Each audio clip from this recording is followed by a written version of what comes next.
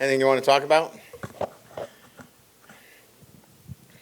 Hey, Coach Dylan Sanders, 24/7. Can we get an update on Chris Hilton's injury? Yeah, Surgery? he had subluxed his shoulder on 2 or 3 occasions, and it got to the point where do we wait till the end of the year, or do we get it done now? And I think that it just made sense to get it done now. And I think our medical team will get him back for spring ball, so just made sense to do it now. Coach, the defense forcing turnovers helped you guys get the win against Auburn last Oh, there week. you Sorry. are. The defense forcing turnovers helped you guys get the win against Auburn last week. What role do you believe forcing turnovers will play this week against a tough offense like Tennessee, especially with a quarterback like Hendon Hooker, who is yet to throw an interception? Dang, he hasn't thrown any interceptions? I guess we're in trouble. No, obviously, turnovers are key in games like this. Look, our defense has done a great job, especially, getting those turnovers at key times, right? They got the one that we needed so badly to change the momentum in the game. But you can't count on them.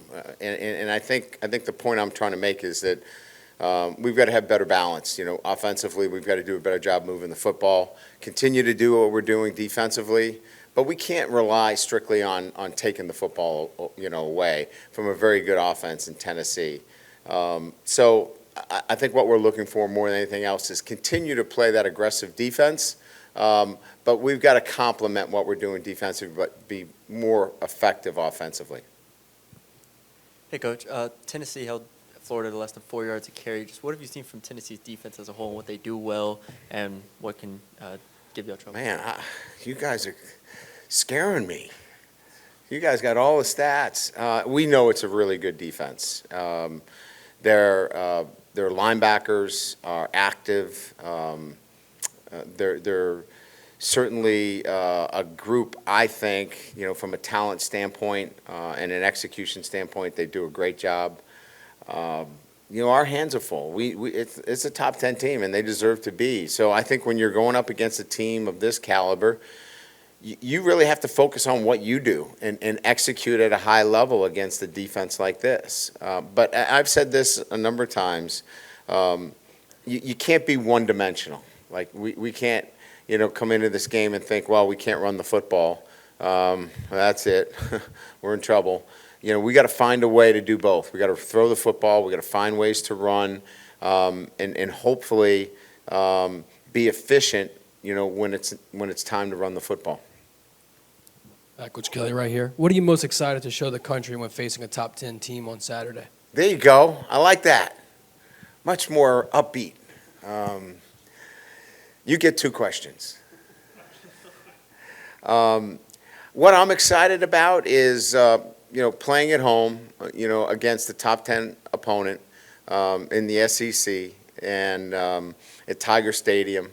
It's a privilege to play in these games. It's not pressure, it's a privilege. And just letting our guys know that, they get a chance to come back after last week's road win, where we probably didn't play our best, but, played with, great grit and fight. Now we're going to have to play with great execution. So the level of challenge rises, there's no doubt, against a top 10 team in Tennessee and a well-coached team. But that's why you come to LSU. They're playing games like this. So I'm just excited to watch our team play. Some coaches like every game is the same, but it sounds like you're okay with people saying, "Hey, this is a big game," and as long as it doesn't take away from other games, right? Sure. We don't want a team that plays up and down. We want a consistency in our performance, but the excitement of playing at home, the excitement of playing a top 10 team.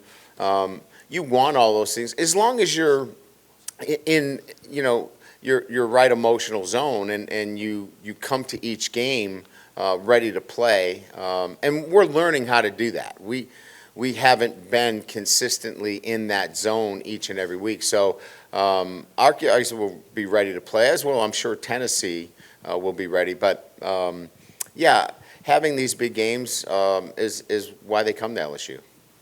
Coach, you coached against Hendon Hooker when he was at Virginia Yep. Tech. How have you seen him kind of grow as a quarterback?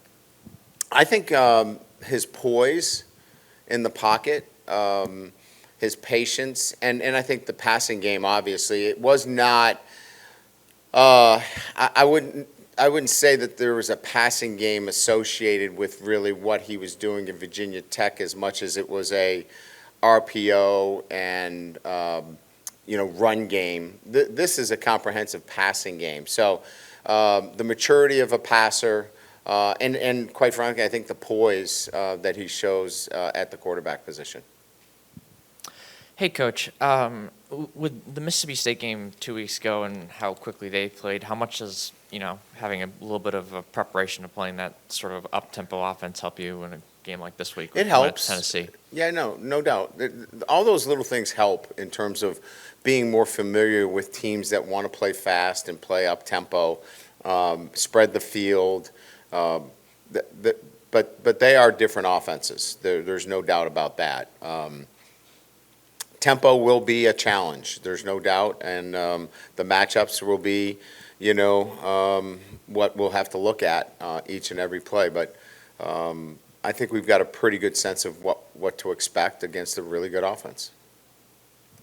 Hey, Brian, just how's Garrett Dellinger looked this week? I mean, as he prepares with the hand, does he have to wear like a wrap or anything on that? Yeah, he's got to wear a cast on this surgically repaired fracture. But surprisingly, he's done quite well. I thought that there would be some. First of all, there's no uneasiness from him. He's attacked it, and he's done very, very well. I mean, we've got the ability to do 3D cast renderings of the hand to make it so comfortable for him. And I think that's really helped him to find the right cast and the right fit. So he's done quite well this week. We feel comfortable with him in there.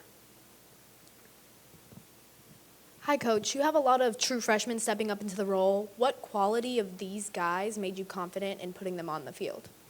Yeah, that's a good question. It's the best question of the day. So I would say just their maturity. It's not physical maturity. I think it's their mental maturity and their ability to handle one play at a time, where they play one play and maybe it's not a successful play, but they can let it go and then come back the next play and have success. Some of the younger players that don't have that kind of maturity let one play affect the next. And these guys have that maturity that don't let the next play get in the way of execution. Anything else? Good? All right. Excellent. You got it. Thank you.